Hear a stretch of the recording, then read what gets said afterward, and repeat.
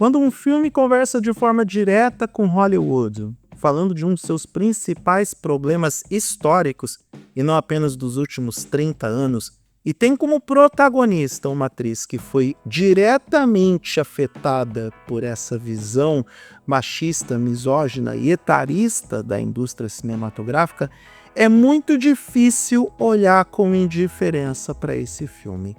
A Substância é uma pancada na cara de Hollywood e escolhe a dedo seus alvos e conta de forma clara qual é o principal problema que afeta hoje as mulheres dentro da indústria, salvo, é claro, aqueles problemas protagonizados por Harvey Weinstein, que eu não vou falar nesse vídeo, porque senão o alcance dele vai ser reduzido.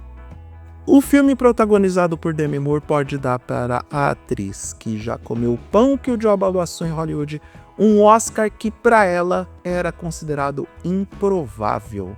Nem ela acreditava na possibilidade de um dia receber a premiação máxima do cinema norte-americano como melhor atriz, uma vez que ela tinha desistido dela mesma, já que ela foi convencida de que ela era uma atriz de um formato de filme. Ela que se alinha muito com o papel de Elizabeth Sparkle, que é a protagonista do filme, por ter, em partes da sua carreira, objetificada como uma mulher que tinha formas voluptuosas, e aí eu tô falando de Striptease, tô falando de Panteras Detonando, tô falando de vários filmes que ela interpretou que exploravam em partes a sua condição física, o seu corpo perfeito, e ela mesma aceitou o jogo e reconhece que aceitou esse jogo para poder se manter em Hollywood. Mas quando ela envelheceu, quando ela passou da casa dos 50 anos, ela nunca mais foi procurada porque não havia mais espaço em Hollywood para ela. E como a indústria de Hollywood, como os executivos de Hollywood, como pessoas como Harvey Weinstein, é por isso que o chefe dela no programa de televisão que dá o início do mote do filme se chama Harvey, caso vocês não tenham entendido a referência, é por isso que esses executivos acabam destruindo carreiras que são sim longevas, são sim promissoras. É só vocês escolherem papéis e oferecerem esses papéis para atrizes de talento. Vou citar um exemplo ótimo de como Hollywood pratica o etarismo há décadas. Bette Davis, na década de 50, quando ela chegou na casa dos 40, 50 anos, e isso porque ela nem era tão velha assim, ela começou a ser descartada e excluída de Hollywood porque a indústria não entregava mais papéis para uma atriz da idade dela. Não é nem do porte e do quilate, porque quem entende de cinema sabe que Bette Davis é uma das maiores atrizes da história. Bette Davis teve que se unir com a sua nêmesis, a pessoa que ela mais detestava em Hollywood, a Joan Crawford, para fazer essa parceria para um dos maiores filmes da história do cinema, o que aconteceu com Mary Jane, um espetáculo de filme, um dos melhores filmes de todos os tempos, filme indicado ao Oscar, enfim, tudo aquilo que elas puderam fazer juntas para poder recuperar as respectivas carreiras foi feito, e aí depois virou modinha dar papel de vilã para a mulher madura. Que bom que esses tempos mudaram, que agora a gente tem a possibilidade de ver mulheres maduras em todos os tipos de papéis, e temos a oportunidade de ver uma Demi Moore que se expõe de uma forma inacreditável em um filme de terror gráfico, um filme que muitos não apostariam que poderia ter tanta relevância, inclusive relevância no Oscar, porque é histórico que a Academia de Hollywood não dá valor para os filmes de terror, mas dessa vez foi quase inevitável, porque não apenas o filme é muito bem escrito no seu roteiro e entrega uma proposta muito bem feita, muito bem construída, muito bem executada. O filme, mesmo sendo um filme com plot de ficção, ele é crível na sua proposta e totalmente alinhado com as críticas que ele quer fazer. Temos também um elenco simplesmente fantástico, impecável e que conseguiu construir bem a narrativa num filme que majoritariamente tem apenas 3 personagens principais. Além da Demi Moore, muito bem como Elizabeth Sparkle, a gente tem que lembrar que a Margaret Qualley está como Sue, e há quem diga, e eu concordo com essas pessoas, que a Margaret foi esnobada no Oscar. Ela poderia muito bem ser indicada como melhor atriz coadjuvante, porque a performance dela é excepcional, entregando tudo o que o papel pede, porque a gente tem a dualidade da mulher madura e que é descartada por Hollywood através da personagem da Demi Moore, e a Margaret Qualley interpretando a novinha que chega para dominar tudo e que aceita jogar o jogo de ter a sua imagem sexualizada e explorada, porque é assim que a indústria da televisão, que a indústria do cinema hoje trabalha com as mulheres, e trabalham o mecanismo do etarismo dessa forma, descartando os talentos maduros, estabilizados e que venceram por um talento genuíno, e promovendo às vezes aquelas que não têm nem tanto talento assim, mas que são um rosto bonito, um corpo perfeito, com um executivo como o Harvey, interpretado pelo Dennis Quaid, que faz as regras do jogo se movimentarem dessa forma. A Substância é uma crítica mordaz e direta a todo esse sistema, a todo esse esquema, e sim, ele chega no momento certo. Ele é um filme que ele é fruto do Me Too. Ele é fruto de todo esse movimento em prol das melhores condições das mulheres serem reconhecidas em Hollywood como talentos genuínos, principalmente as mulheres mais velhas, e é para elas que o diálogo acontece também.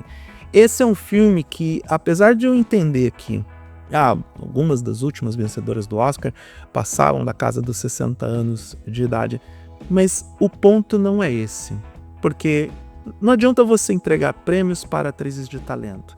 Quando você não entrega papéis de qualidade, quando você não entrega papéis bem escritos, quando você não entrega oportunidades para que uma mulher madura possa interpretar bons personagens em Hollywood, você não tem a chance delas voltarem a ser indicadas ou ter o reconhecimento para se destacar em Hollywood e com isso conseguir outros trabalhos e ter uma carreira longeva como outras tantas atrizes tiveram, mas que tiveram que penar muito, tiveram que se provar muito para poder se construir em Hollywood. E no final das contas, A Substância trabalha com uma pergunta e uma resposta que é muito emblemática.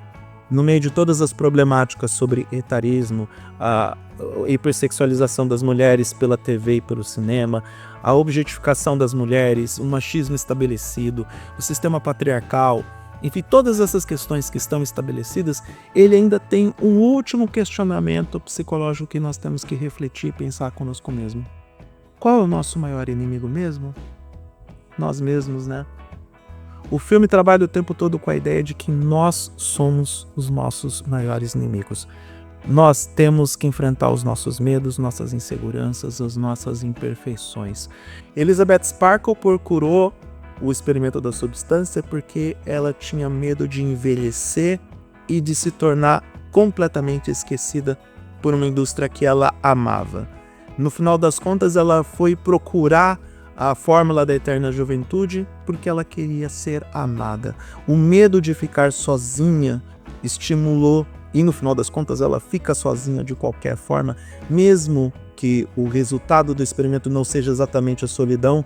E eu não estou dando spoiler do filme, quem assistiu o filme vai entender por que Elizabeth não termina sozinha o filme, mas ela acaba se transmutando em algo diferente do que ela inicialmente projetou. Mas fato é que A Substância trabalha com essa questão que é sim uma questão filosófica, é sim uma questão psicológica. A gente enfrentar a nós mesmos com a coragem de, inclusive, entender que envelhecer faz parte do processo. É muito triste para qualquer pessoa, mas principalmente para as mulheres que já são massacradas e diminuídas em todos os aspectos pessoais e profissionais, se sentirem esquecidas e obliteradas por um sistema que é controlado por homens. Mas tenho sempre que nos lembrar que o nosso principal inimigo não é o executivo da TV, não é o crítico que escreve a nota e acaba publicando no jornal da revista algo que é depreciativo à sua pessoa, inclusive na questão da idade. Não é o público que vira as costas para você. Nosso maior inimigo é a nossa própria essência.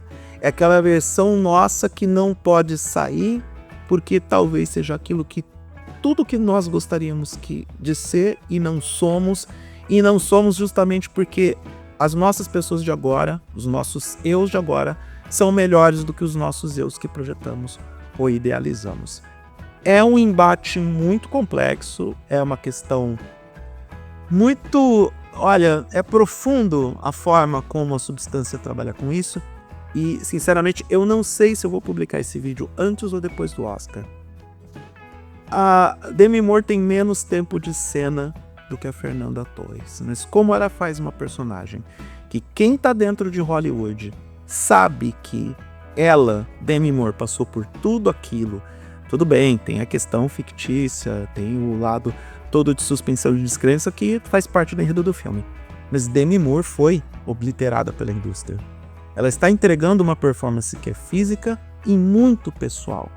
Ela está falando dela mesma para uma indústria que virou as costas para ela. A história de Demi Moore em A Substância e a forma em como ela promove o comeback de sua carreira é uma história de redenção. E historicamente Hollywood sempre valorizou histórias de redenção dentro de sua indústria.